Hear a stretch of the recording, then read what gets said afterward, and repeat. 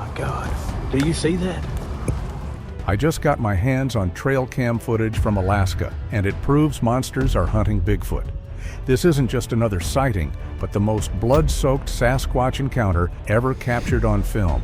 The way these monsters hunt Bigfoot down is far worse than anything you could ever imagine, and this trail camera captured it all. The timestamp on Cam 1 reads 2:44 a.m. when Bigfoot first enters the frame. There's no alarm in the movement, no sprint, no backward glance, nothing that would read as flight if you watched it cold without context. Bigfoot walks into the upper left corner of the clearing at a pace I can only describe as deliberate, unhurried. The kind of movement you see in someone who has been in enough bad situations to know that running before you has to cost you when you need it most. The night vision casts everything in that washed-out green-gray I've spent 15 years learning to read. And what I'm reading in this first appearance is a creature that knows something is coming and has already decided how to receive it. Bigfoot moves to the clearing center and stops. No sniffing the air, no scanning the tree line with visible agitation. Just a slow turn on the heel until the shoulders are oriented toward the left ridge, and then stillness. Complete stillness, the kind that has weight to it. The snow compression from those footprints tells me we're talking somewhere north of 800 pounds, and that mass is now absolutely motionless in the center of the frame, waiting. I've watched this section of footage maybe 30 times, trying to find the tell, some audio spike, some motion in the tree line that Bigfoot is tracking, and I can't find it. Whatever Bigfoot heard or sensed, the camera didn't capture it. Bigfoot just knew. Cam 2 picks up the ridge trail at 2:51 a.m. This is where it starts to get difficult to explain. The camera's motion sensor triggered on what the file logs as a large animal, and for 11 frames, about a third of a second, something is visible at the top of the ridge. I've run the image through 3 separate enhancement filters, and the best I can tell you is that it's big, it moves on 4 limbs, and the way it stops at the ridgeline and orients downward suggests it's looking at the clearing, looking at Bigfoot. It stays at the top of the ridge for 4 seconds, and then it's gone, and the Cam 2 sensor doesn't trigger again. Whatever it was, it didn't come down the trail. It went somewhere else.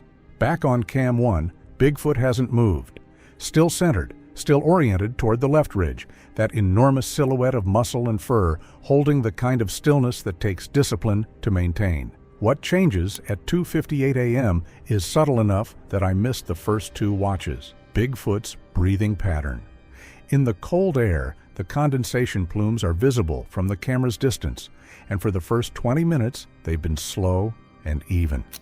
At 2:58, they shift, not faster, but deeper, longer exhale. It's the breathing pattern of someone who is no longer simply waiting and has begun to prepare. Bigfoot still isn't moving, but something has changed in the math of the situation, and Bigfoot's body has registered it before the cameras have. At 3:04 a.m., Cam 3, positioned at the south edge of the clearing, angled back toward the pine stand, captures something I have watched back more times than I can count, and I still don't have clean language for it. The pine stand is roughly 40 meters from the clearing edge. In the Cam 3 frame at 3:04:22, there is a shape in the trees. It is not moving. It is standing in the dark between 2 large pines at what I'd estimate is 7 feet of height. And the reason it took me so long to see it on first watch is that it is completely still, the kind of stillness that isn't rest, but patience. The shape is there for 6 seconds. Then it isn't. Cam 3's motion sensor doesn't log an exit. Whatever it was, it didn't move away from the camera. It moved somewhere the camera couldn't see. The first sound the audio captures that I can't account for comes at 3:07 a.m. I've sent the file to 2 separate audio engineers and described it to a wildlife biologist I've worked with on 3 separate cases, and the closest any of them could get was a large mammal vocalization with the lower registers compressed below the threshold of the recording equipment. What that means in practical terms: something very large made a sound nearby, and we're only hearing the top of it. The bottom of that sound, the part that would tell you the most about the size of the chest producing it, is below what the microphone can pick up. The call lasts approximately 2 seconds. Bigfoot does not react to it audibly, but at 3:07:14, Bigfoot's posture changes. The shoulders drop a fraction, the weight settles lower, the heels dig in. Whatever that sound meant, Bigfoot understood it. At 3:09 a.m., Cam 1 catches movement in the lower left of the frame, not from the left ridge, from below it, from the shadow line where the ridge trail meets the clearing floor. There are shapes there that weren't there at 3:08. The motion sensor logged them as they arrived. 2 entries, staggered by about 4 seconds, moving fast and then going still in the shadow. They don't advance. They wait at the edge of the light, and Bigfoot is facing them, and for 90 seconds, I've timed it, nothing in the frame moves. The clearing is a held breath. Then the timestamp rolls to 3:12 a.m., and one of the shapes comes screaming out of the shadow at what I'd estimate is 18, maybe 20 miles per hour on terrain that would snap an ankle on any of us. And the footage I came here to show you begins. The fight is already happening. Cam 1 opens mid-collision, and what I'm watching makes my chest lock up the way it did the first time I pulled a man out of a bear trap. That horrible understanding that the body has limits, and something in the dark does not. Bigfoot is already planted in the center of the frame, shoulders squared and low, and the impact from the charging creature barely rocks Bigfoot back an inch before the counter comes. Bigfoot rotates at the shoulder, fluid in a way that mass that size has no business being, and the opposing creature goes airborne. I hear the pine trunk take the impact before I see it. The bark fractures like a rifle crack in the audio. Snow erupts in a 6 to 8 foot radius, and for 1 second, the clearing is still. And the more I look at the footage, the more I become certain that this creature is a chupacabra. Chupacabra does not stay down. Nothing in this video stays down the way it should, and if you're watching with any assumption that size or force will end a threat cleanly, this recording is going to dismantle that assumption, piece by piece. Chupacabra is back on 4 limbs before the snow has settled, and the movement pattern shifts from brute charge to something that sends ice down the back of my neck, a tight lateral circle, deliberate, controlled. Not animal panic, but spatial calculation. Bigfoot reads it, drops the center of gravity even lower, heels dug into the frozen ground like a wrestler who's felt this before. Chupacabra feints high. The head drops toward Bigfoot's throat, clean enough that I flinch watching it. But the attack comes at the lower calf, fast and low. Bigfoot pivots with that same wrongly graceful rotation, gets a fistful of coarse dark fur at the scruff, and drives the Chupacabra into the frozen earth. Once, twice. Each impact shudders the camera's vibration sensor enough that the image shakes in the corner of the frame. The Chupacabra's jaws find Bigfoot's forearm on the 3rd engagement, and the audio waveform I analyzed later shows a spike that corresponds to the bite. But what happens next tells me more about the injury than the audio does. Bigfoot shakes, not a flinch, not a pull, a violent full-body oscillation meant to dislodge something anchored to the arm. And the blood pattern that sprays across the snow tells me the wound is a tear rather than a clean puncture. The Chupacabra's teeth raked outward on the shake. That matters later. What also matters is what happens in the next 3 seconds. Chupacabra releases not from pain, but from opportunity. Scales a fallen log to the right of frame in one fluid push that I've watched back 40 times and still can't fully process, and drops onto Bigfoot's back, targeted, calculated, the kind of move that you teach or learn. And somehow, even with blood already in the snow, the footage still finds a way to escalate. Bigfoot drops to one knee. The knee hits the snow and compresses it 8 inches. Chupacabra is already repositioning for the throat, and Bigfoot gets both hands inside the bite before contact is made. What follows is something I've only seen analogies to in footage of bull gators being pried off limbs. The jaw forced open against its own structural hinge. The muscles fighting the leverage, and somewhere in the audio there's a sound the frequency analysis software flagged twice as outside the range of standard large mammal vocalization. Structural stress. Something is being pushed past the point it was built for. Bigfoot solves the problem the way Bigfoot solves most problems in this footage, with mass. The backward roll is controlled enough to be intentional, and the weight, 900 pounds minimum based on snow compression depth, lands full on the Chupacabra's torso. The frame shakes. Chupacabra scrambles out lateral, and while it escapes, the way it moves for the next several seconds tells me the rib impact registered.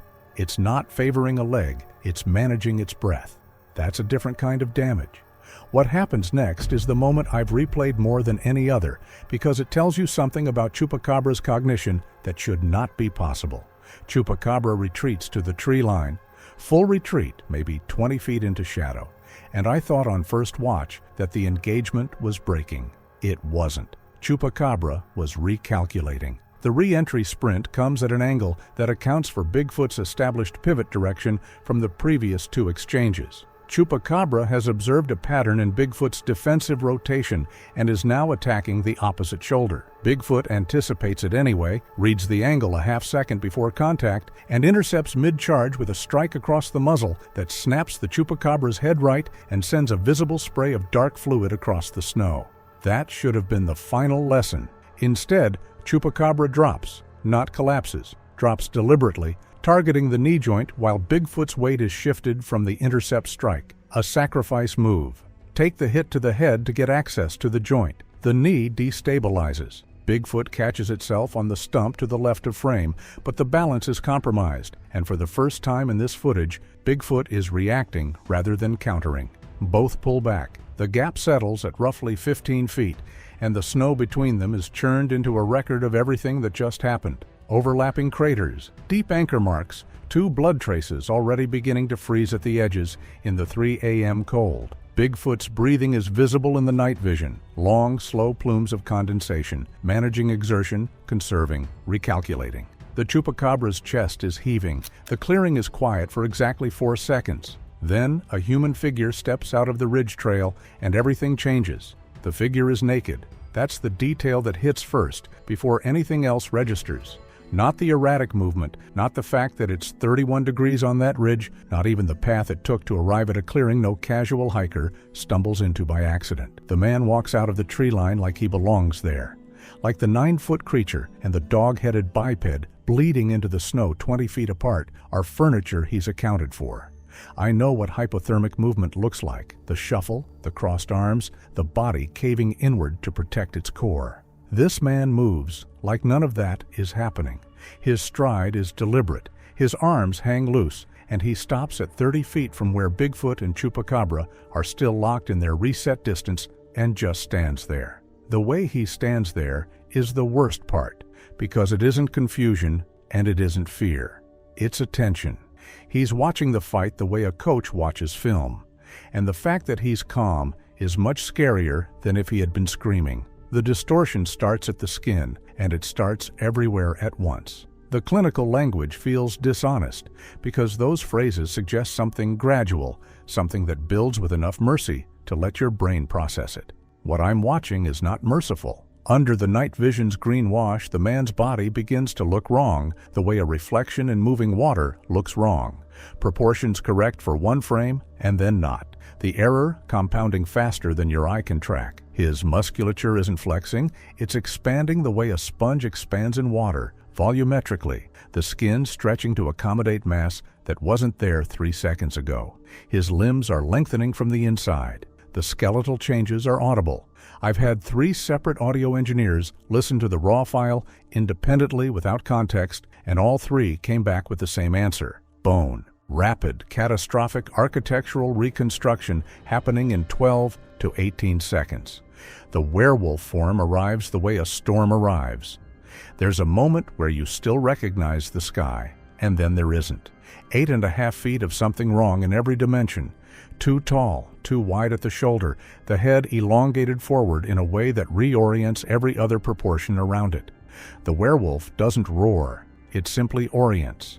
And what it orients toward is Bigfoot. Bigfoot registers it now. The werewolf covers 30 feet in a vertical leap strike that compresses everything wrong about its proportions into a single ballistic moment, and Bigfoot raises both arms in a cross block that catches the strike but doesn't neutralize it. Bigfoot is driven backward 6 feet, 2 deep heel gouges, 2 shallower marks where Bigfoot tried to arrest momentum, a compression point where Bigfoot finally stabilized wide. 6 feet is not a small number when Bigfoot had already demonstrated the capacity to absorb a full-speed chupacabra charge with a shoulder rotation. The werewolf hits differently. The force isn't just mass, it's leverage, the height of the impact point, the angle of transfer. Bigfoot has been reset.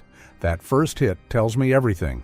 This newcomer is stronger, faster, and far more dangerous.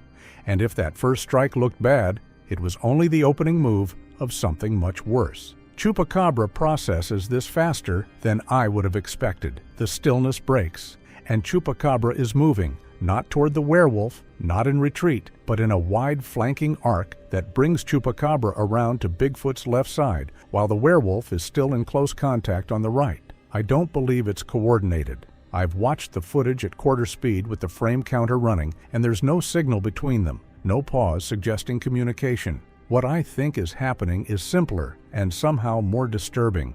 Chupacabra sees an opening the werewolf's strike created and takes it. The instinct of two different predators arriving at the same tactical solution independently. The result is identical to coordination in every way that matters to Bigfoot. Bigfoot is now flanked. The werewolf close on the right, Chupacabra circling into position on the left. The clearing has been made smaller by what happened in it. Bigfoot's head moves right, then left, then right again, reading both threats at once, and in the night vision, those long plumes of condensation are coming faster now. The werewolf moves first. The vertical leap strike it opened with established a range preference. It wants to be at height, wants to use that wrongly elongated body as a lever dropping onto something below it, and it goes back to that well immediately, launching off its rear legs with a force that leaves 2 crater impressions in the snow visible from the camera's angle. Bigfoot doesn't have the reset time that the first strike afforded. The block comes up again, both forearms crossed, but the positioning is half a beat late, and the impact transfers higher than Bigfoot intended, catching the upper chest instead of the forearm crosspoint. Bigfoot takes it. The block holds. But Bigfoot is driven backward again, 6 feet the first time, and this time the slide is longer. The heel gouges deeper, the body working harder to bleed off momentum that the first engagement already spent energy absorbing. 6 feet becomes 8. The tree line at the back of the clearing is not far behind Bigfoot now, and the geometry of the space is beginning to matter in ways it didn't 60 seconds ago. Chupacabra reads the move before Bigfoot stops moving. Its flanking circle tightens into a straight-line charge at Bigfoot's left side, timed so closely with the werewolf's strike, it feels coordinated. While Bigfoot absorbs the werewolf's force, Chupacabra slams the opposite flank, creating a cross-pressure that nearly drops it. Bigfoot's left foot drags hard through the snow, leaving an 8-inch deep, 14-inch long scrape that shows exactly how close it came. But Bigfoot doesn't fall, it thinks. Instead of fighting the imbalance, it uses the werewolf's momentum to rotate, turning the forced lean into a pivot. Its right hand catches the pine stump behind it, using it as an anchor, and in 4 seconds, Bigfoot completely resets the geometry. Stump at its back, both attackers in front, no clean flank left. That isn't instinct. That's experience. The werewolf comes high for the neck and shoulder, while Chupacabra attacks low for the already tested left knee. It's the perfect split-level assault against the stump defense. Bigfoot answers by redirecting the werewolf's strike with its right forearm while dropping its left hip just enough to pull the knee 6 inches out of Chupacabra's line. Chupacabra overshoots. Bigfoot grabs the back of Chupacabra's neck mid-past, the same scruff grip from before, and this time throws it not into the ground, but into the werewolf. The collision sends both creatures crashing together in a tangled heap. They spend 3 full seconds sorting it out. In a fight like this, 3 seconds is forever, and Bigfoot uses every one. The stump becomes a launching point. Bigfoot drives off it, closing the distance to both downed combatants before either has fully separated from the tangle. And the strike that lands on the uppermost body, the werewolf's torso, as it turns out, since the werewolf's size put it on top of the pile, is a two-handed downward blow that compresses the werewolf into the snow hard enough that the camera's vibration sensor flags it.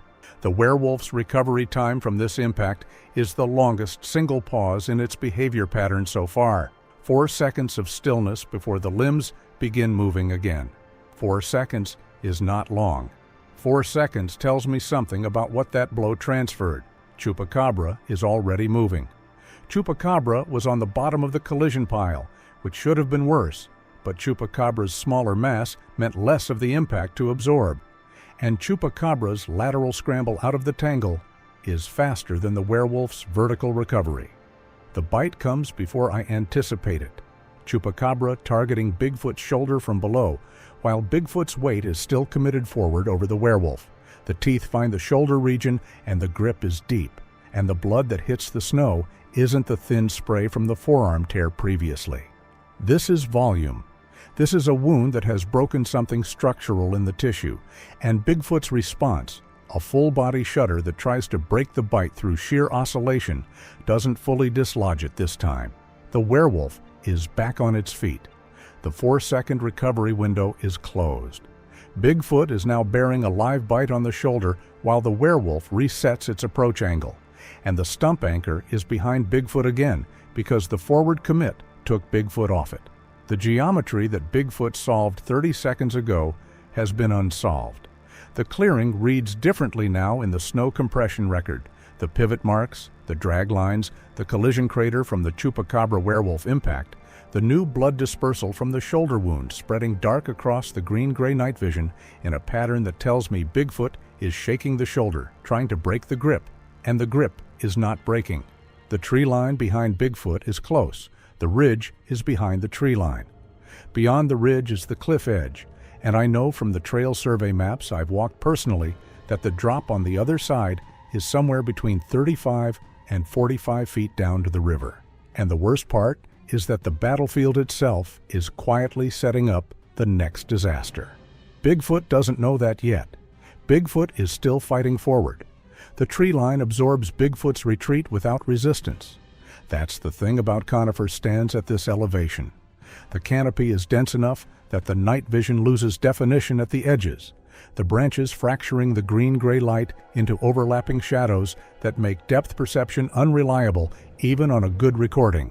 Cam 1 is still tracking, the motion sensor keeping Bigfoot centered in the frame, but the background has shifted from the open clearing's legible snow surface to a compressed tangle of trunk and shadow that makes it harder to read terrain. I know this trail system. I've walked every inch of the ridge network in this sector over 15 years of patrol.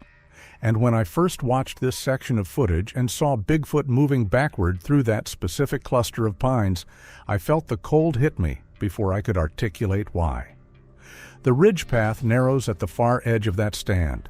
It narrows to 12, maybe 15 feet of walkable surface before the ground stops existing and the river starts, 40 feet below.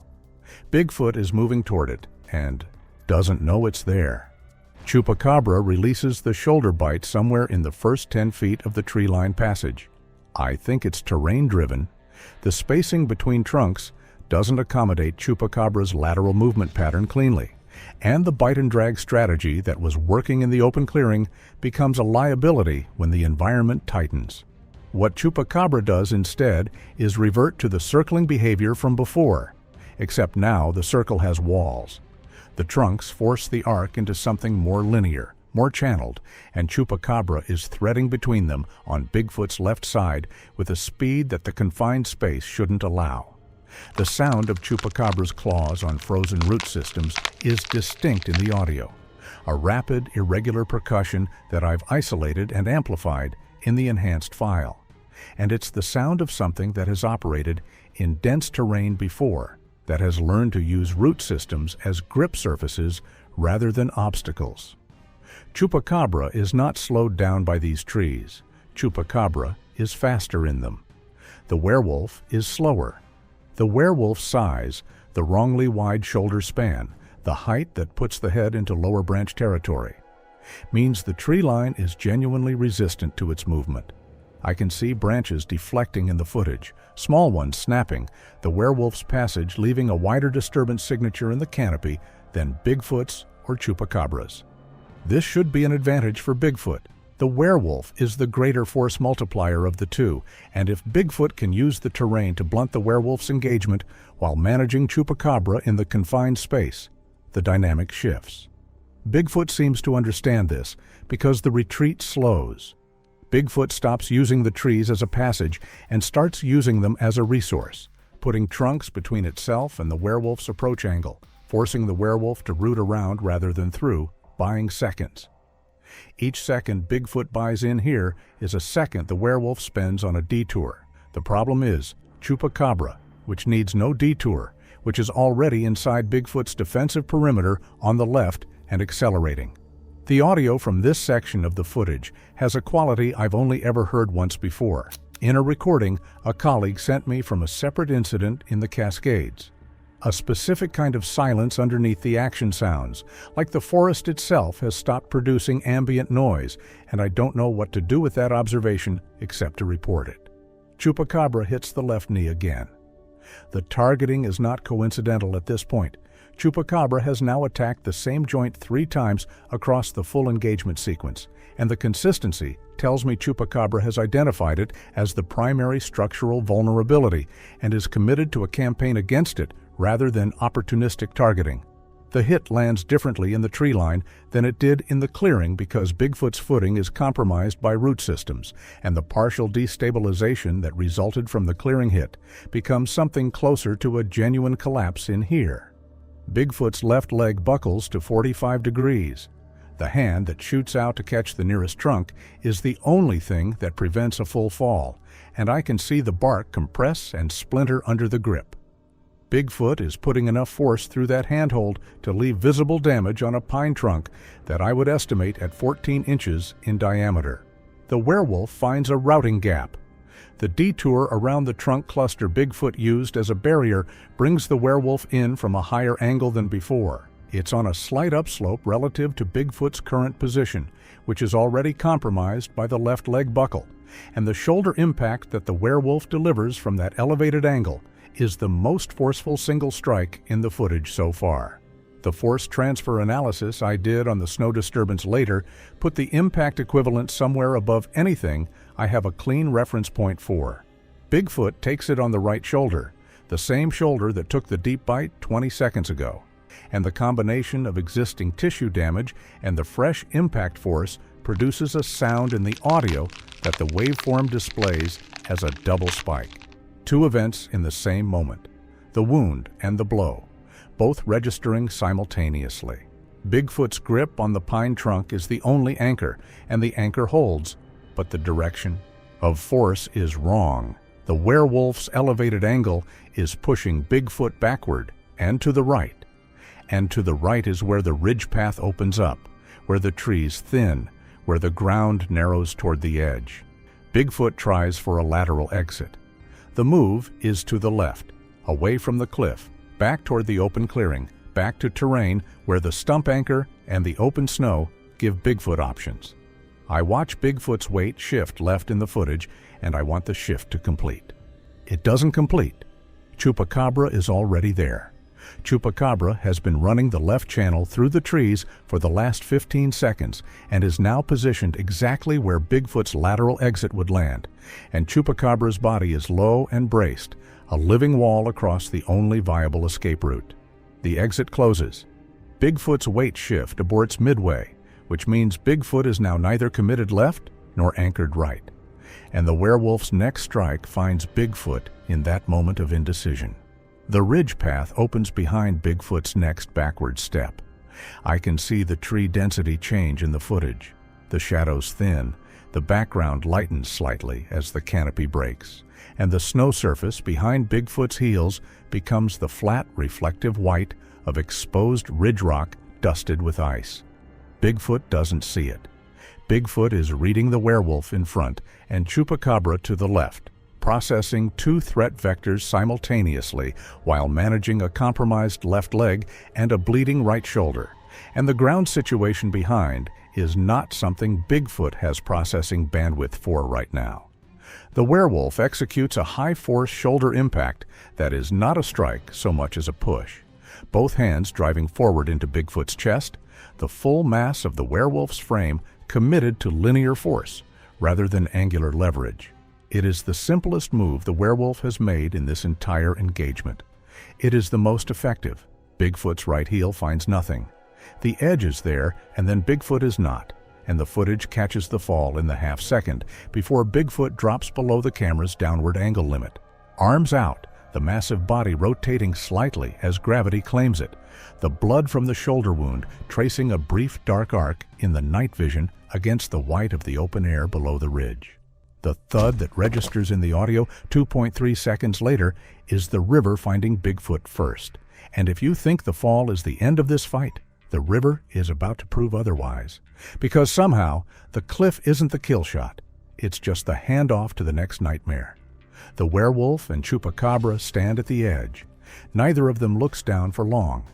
The river cam is cam 3, and I almost didn't install it.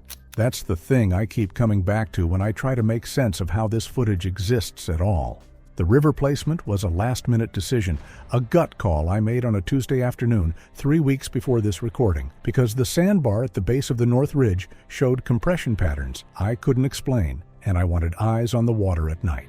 Cam 3 is bolted to a birch trunk at water level, angled slightly upstream, and the night vision on this unit is the newer generation. Higher contrast, better depth resolution in moving water, the kind of clarity that makes the difference between footage you can analyze and footage you can only react to. When Bigfoot impacts the riverbed at 3:14 a.m., Cam 3 catches all of it, and the clarity is the worst part because there is nothing merciful about watching something that size hit water from 40 feet up and understanding in real time that the water is the least dangerous thing in that river right now. The impact sends a displacement wave that Cam 3's vibration sensor logs before the visual confirms it. The water depth at the impact point I've since measured at approximately 3 to 4 feet, shallow enough that the riverbed absorbs a meaningful portion of the kinetic energy, deep enough that the water column provides some deceleration before stone contact. The physics of this are the only reason the engagement continues past this moment, and I've run the numbers enough times to know that the margin is not comfortable. Bigfoot surfaces in the footage 3 seconds after impact, which is 3 seconds of my life I will not get back. And the movement that brings Bigfoot upright in chest-deep current is not the movement of something that has been neutralized. It's slow, it's clearly costly, but it's controlled, and control is everything at this point in the sequence. Bigfoot gets a foot under the current, then both feet, and the push toward the near shoreline is deliberate, even if it isn't fast. The river does not let Bigfoot cross it uncontested. I want to be precise about the timing here, because the timing is what makes the ambush so specifically horrible to watch. Bigfoot has been in the water for 11 seconds when the first scaly creature emerges. Not from the shore, not from the surface. From below the current, rising vertically out of the dark water column in the upstream quadrant of the frame, and the movement is so synchronized with the other three that follow it within the next 2 seconds that I have to stop using the word ambush and start using the word trap. Then what seems like 4 reptilian entities emerging in a vertical pattern from beneath the river's surface, positioned at compass points around Bigfoot's current location in the water. North, south, east, the 4th slightly west of center, hanging back. They were already there. They were waiting in the riverbed before Bigfoot hit the water, which means they were waiting before Bigfoot went over the cliff, which means something about the sequence of events in this footage is more coordinated than I initially understood. I've looked at the upstream footage from Cam 3's earlier timestamp records 3 times now, trying to find when the reptilians entered the water, and the answer I keep arriving at is that they were already submerged when I checked the camera the previous afternoon, which is a thought I'm choosing not to finish out loud. The smaller reptilian, and I use smaller relatively because nothing in this river right now qualifies as small by any standard I was trained to apply, is carrying something that takes me several viewings to correctly identify. The object moves with the current in a way that living things move, a slow lateral undulation that is distinct from the reptilian's own movement pattern. And when the reptilian deploys it, I finally understand what I'm looking at. A constrictor. A large one, a python-class animal, used as a tool in a way that I have no existing framework to process. The smaller reptilian swings the constrictor in a wide arc upstream and releases it, and the snake's instinct takes over from there. It finds Bigfoot's forearm in the current, and the coils begin before Bigfoot has registered the contact as a threat distinct from the reptilians themselves. The latch point is the right forearm, the same forearm that took the tear wound before. The constriction begins on compromised tissue. Bigfoot's reaction to the constrictor is the first moment in this footage where I see something that takes me a long time to name correctly. It isn't panic. Bigfoot's movements remain too deliberate for panic. It's closer to what I've seen in large animals caught in cable snares. The sudden understanding that one limb is no longer fully available. The rapid cognitive reassessment of what the body can do with the remaining operational components. The right forearm's range of motion is restricting in real time as the coils tighten, and Bigfoot's attempt to shake the constrictor free the way the forearm bite was shaken free before doesn't transfer. Bite releases under sufficient oscillation force, but a constrictor's coil mechanics mean that shaking feeds the constriction rather than breaking it. Bigfoot shakes twice before stopping. The learning curve on that is 2 attempts. 2. The 3 larger reptilians coordinate their approach while the constrictor is managing the forearm. The word coordinate is doing real work in that sentence. These are not 3 animals independently approaching the same target. The spacing between them is maintained consistently as they close, roughly equidistant, and the angle of approach keeps them out of each other's operational range while maximizing the coverage arc around Bigfoot's position in the current. One targets the left arm, one targets the torso from the downstream side, using the current as a force multiplier for the drag attempt. The third positions below Bigfoot's center of mass, attempting to compromise the footing that Bigfoot has spent 30 seconds establishing on the riverbed. The drag attempt begins simultaneously from all 3 vectors, and the current's 4-mile-per-hour flow is now an active participant in the attack rather than neutral terrain. At that point, it stops looking like predators and starts looking like strategy. Bigfoot goes under. Briefly, the submersion lasts less than 2 seconds in the footage, and what brings Bigfoot back up is not a swim stroke, but a torque, a full-body rotation driven from the hips that uses the riverbed itself as a brace point. The rotation breaks the downstream reptilian's grip by reversing the drag vector. Instead of being pulled with the current, Bigfoot's rotation creates a cross-current force that the reptilian's grip geometry can't accommodate. The grip fails, the reptilian loses contact, and the current takes it 3 feet downstream before it reorients. Bigfoot uses the rotation's remaining momentum to drive upward, and the forearm with the constrictor comes out of the water with Bigfoot, and the constrictor's behavior above the water surface is different.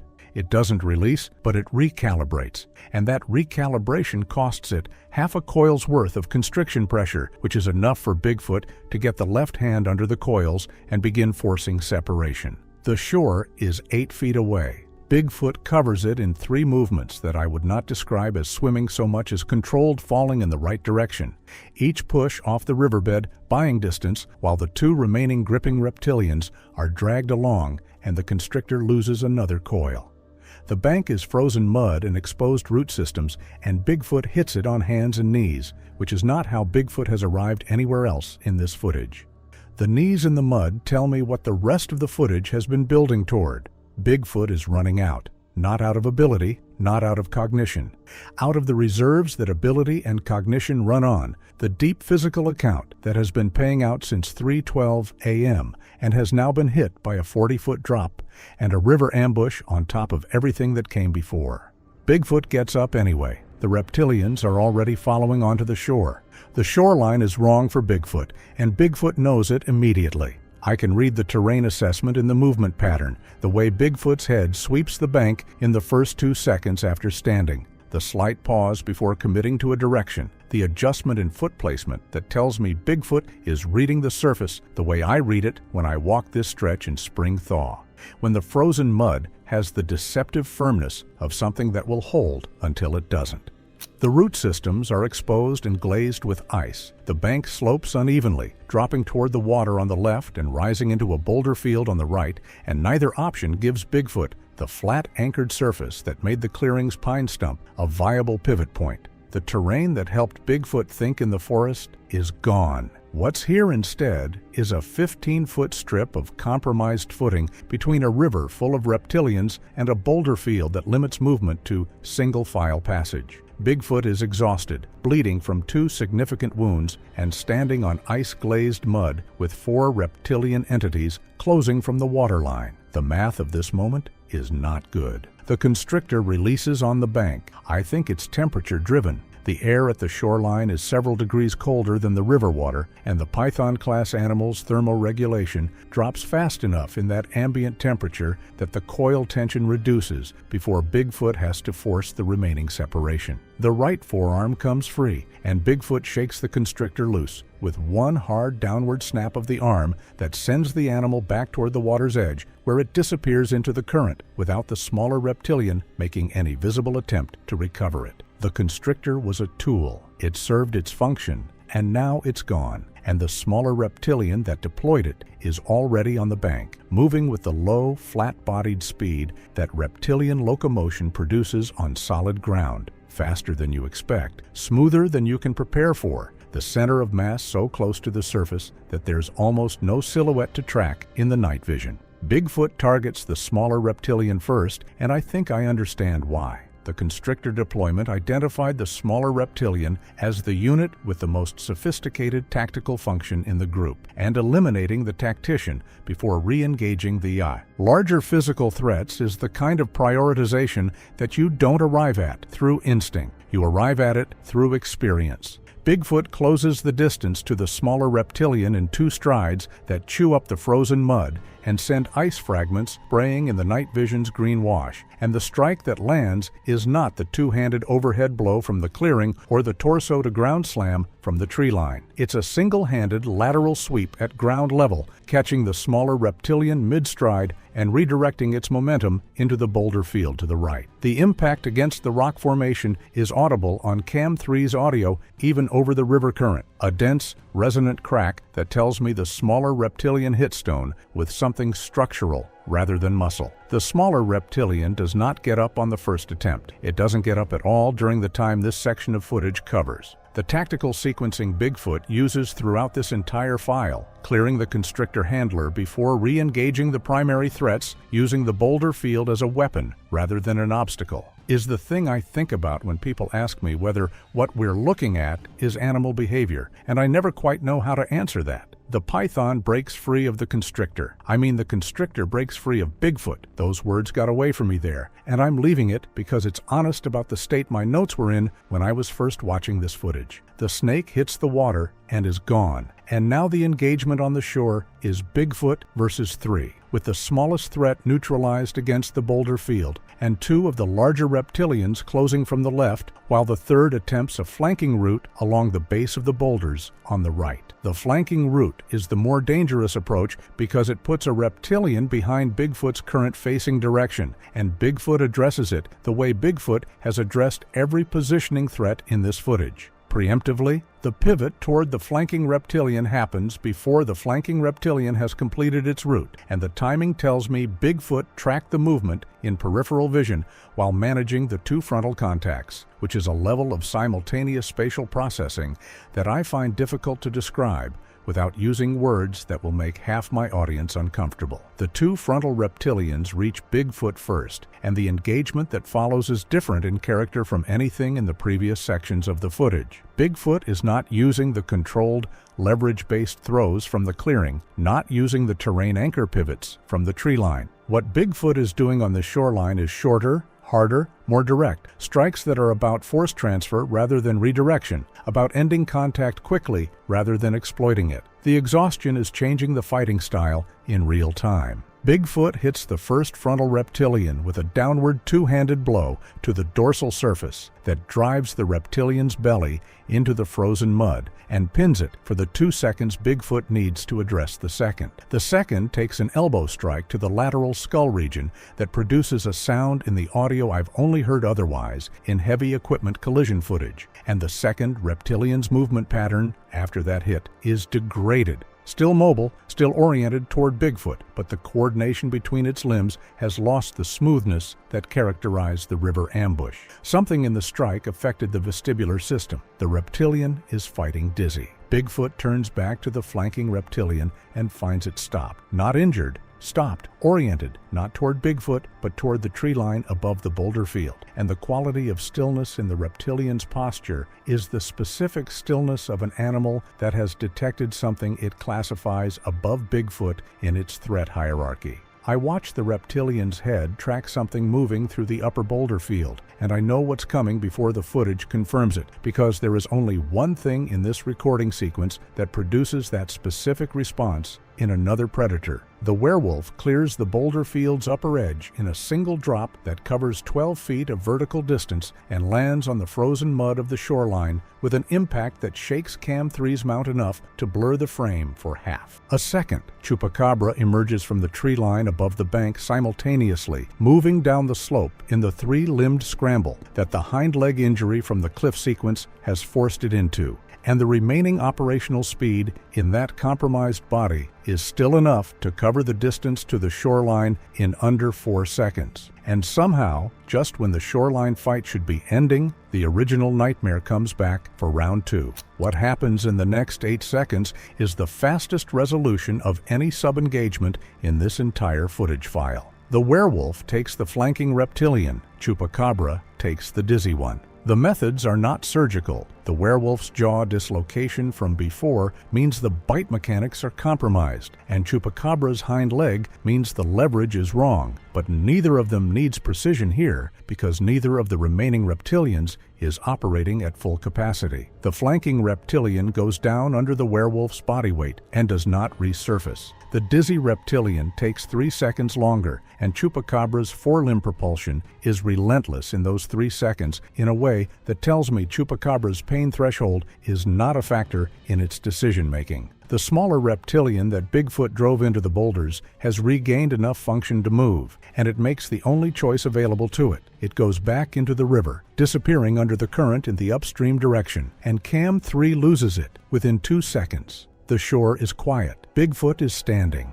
The werewolf and chupacabra are standing. All 3 of them are breathing hard enough to fill the audio with condensation sounds, and for 4 seconds, the only movement in the frame is the river current and the slow spread of dark fluid from the reptilian contacts across the frozen mud. Then the werewolf turns, chupacabra turns. Both of them orient toward Bigfoot, and the body language of both has shifted completely from the elimination posture they just used on the reptilians. What I'm reading in the footage now is not the loose, committed aggression of a pursuit. It's something tighter, more deliberate, contained. The same hierarchical targeting behavior the werewolf showed when it emerged from its transformation and looked past chupacabra to find Bigfoot. Except now, there are no reptilians left to interrupt it. No river, no cliff, no trees. Just the shoreline, and the 3 of them, and whatever comes next. Chupacabra's hind leg, already non-functional, goes completely still in the water. The forelimbs continue moving for 11 seconds, then slow, then stop producing directed movement. Chupacabra is not gone. I can see the chest expanding in the footage, the respiratory function continuing. But chupacabra is no longer a coordinated combatant. The targeting intelligence that drove 4 attempts on the same joint over 40 minutes of engagement has finally run out of body to work with. The werewolf doesn't register chupacabra's incapacitation the way I expect it to. There's no behavioral shift, no pause, no reorientation. The werewolf is already mid-approach when chupacabra hits the water, and the approach continues without modification, which tells me the werewolf was never coordinating with chupacabra in any conscious sense. The werewolf was running its own campaign in parallel, and chupacabra's campaign ending doesn't change the werewolf's calculus. What changes the werewolf's calculus is the counter-grapple that Bigfoot initiates when the werewolf closes to contact range, because the counter-grapple targets the jaw. The same jaw that Bigfoot forced open against its structural hinge, the same jaw that sustained the dislocation that the werewolf has been fighting through for the last 20 minutes of footage.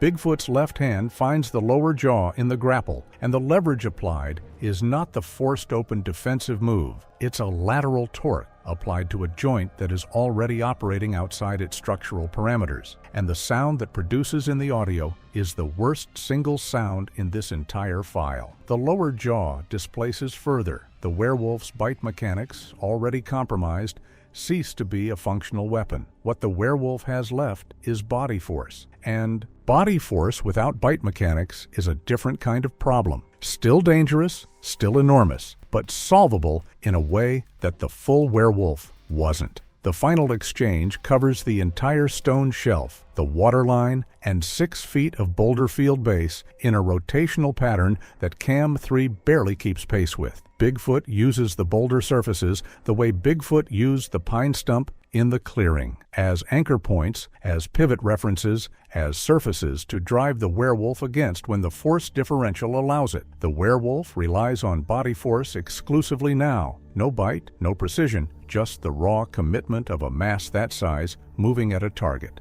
Twice Bigfoot is driven back against the boulder field's lower face. Twice Bigfoot absorbs the impact and counterdrives. The second counterdrive gets the werewolf's back against a flat section of the stone shelf at the water's edge, and Bigfoot pins the werewolf there with a full-body commitment that puts every remaining operational pound of Bigfoot's mass into holding that position. The werewolf's legs are in the shallow water. The movement slows. The water is 31 degrees, and the werewolf's structural reserves are at the same place Bigfoot's were before. Not gone, but at the margin where gone becomes a question of seconds rather than effort. Bigfoot steps back. That's what ends it. Not a final blow, not an elimination. Bigfoot steps back from the pinned werewolf, moves to the center of the stone shelf, and stands. The posture is not the defensive low-center stance from the clearing, not the pivot-ready position from the tree line. It's upright, shoulders wide, facing both the water where the chupacabra has gone still and the boulder base where the werewolf is no longer generating directed movement. The territory between them belongs to Bigfoot, and the way Bigfoot occupies it is the answer to every question this footage has been building toward. The cliff push,